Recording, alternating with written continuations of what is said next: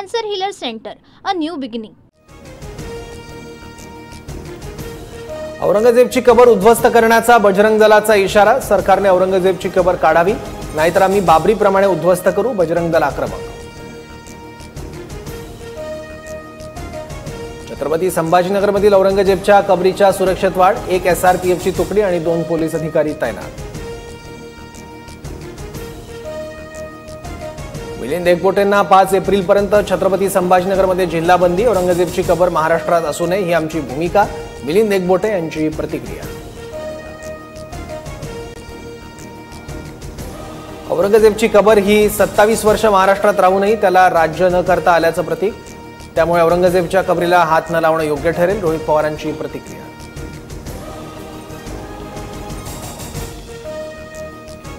औरंगजेबची कबर सजवण्याची आवश्यकता काय? लोकांनी नाकारलेली अफजल खान औरंगजेबची कबर नष्ट करणार, भाजप आमदार अतुल भातखळकरांचं वक्तव्य। औरंगजेबची कबर हटवण्याची मागणी करणं म्हणजे शिवाजी महाराजांचा इतिहास पुसण्याचा प्रकार, काँग्रेस प्रदेशाध्यक्ष हर्षवर्धन सपकाळ यांचा हल्लाबोल।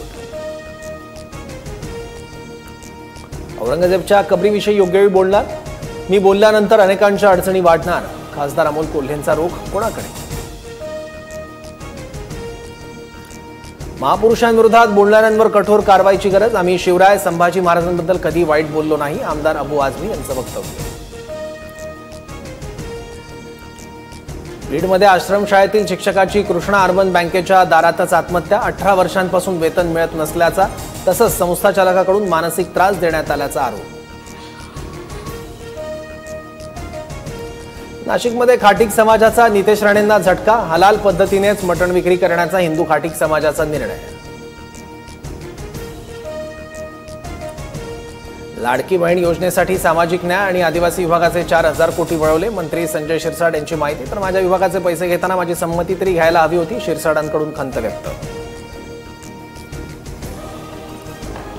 शिरूर कासार तालुक्यातील 22 गावात पोलिसांकडून तपास, खोक्याला घटनास्थळी नेण्यात आलं, खोक्यानं याच ठिकाणी हरणांची शिकार केल्याचा पोलिसांना संशय।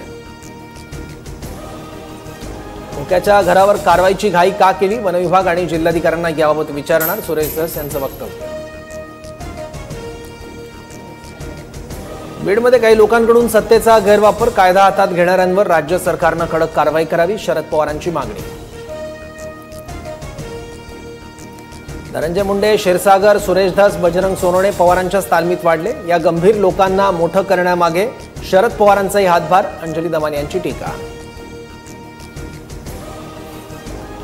धनंजय मुंडेंचं मंत्रिपद गेलं, आता 6 महिन्यात आमदारकीही जाणार, करुणा मुंडेंचा मोठा दावा। मुंडेंविरोधातील करुणा मुंडेंच्या तक्रारी संदर्भात 4 एप्रिलला सुनावणी। शिवाजी विद्यापीठाच्या नामविस्ताराचा वाद तापण्याची चिन्ह, बाहेरच्यांनी येऊन आमच्या अस्मितेशी खेळू नये, अन्यथा ठोकून काढू, शिवप्रेमींचा इशारा।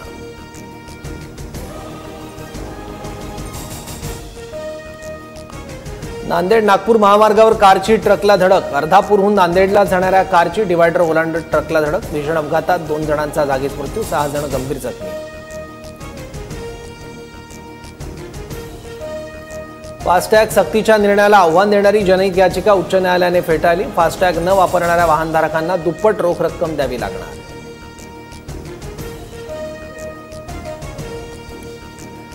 64 माओवाद्यांचं तेलंगणा पोलिसांसमोर आत्मसमर्पण करणाऱ्या माओवाद्यांना तेलंगणा सरकारकडून प्रत्येकी 25,000 रुपयांची मदत।